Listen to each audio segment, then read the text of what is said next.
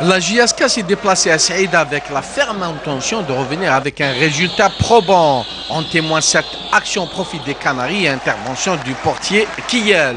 Le Mouloudia de Saïda qui va répliquer, qui va tenter d'acculer les Canaries dans leur périmètre. Mais il y avait cet excès de précipitation chez les joueurs saïdis. Les joueurs saïdis en blanc ont eu encore une fois une balle facile pour Abdelmalik Asla. Quelques consignes prodiguées par Toufiq Rouabah.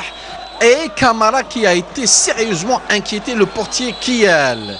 Les Canaries, encore eux, vont tenter de mettre le feu dans la défense saïdi. Sur cette action, il n'y avait pas de position d'hors-jeu, alors que les joueurs du Mouloudia de Saïda croyaient à la position d'hors-jeu. Se sont bel et bien fait piéger et ouverture du score au profit de la JSK. Cela s'est passé à la 7e minute et le buteur n'est autre que Hamza Boulemdaïs.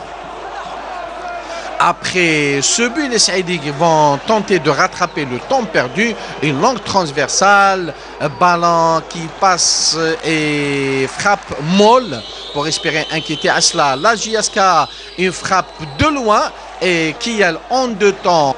Alors que les Saïdis avaient la tête à la deuxième mi-temps, Hanifi, d'un superbe retourné acrobatique, parviendra à marquer le deuxième but au profit de la JSK. Cela s'est passé à la 22e minute.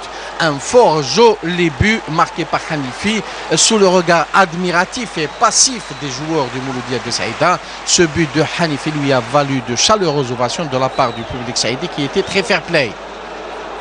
Les Saïdis dans une dernière tentative avant la pause, mais cela ne change en rien au tableau d'affichage. De retour des vestiaires, les Saïdis vont tenter de passer à la vitesse supérieure, mais ne en aucun cas réussi à inquiéter ni à cela, encore moins ses défenseurs. Quelques changements opérés par Mziane Eril, une autre occasion que les Saïdis vont se procurer, et là aussi il y avait un Asla Malik dans les bois qui a réussi à annihiler le danger.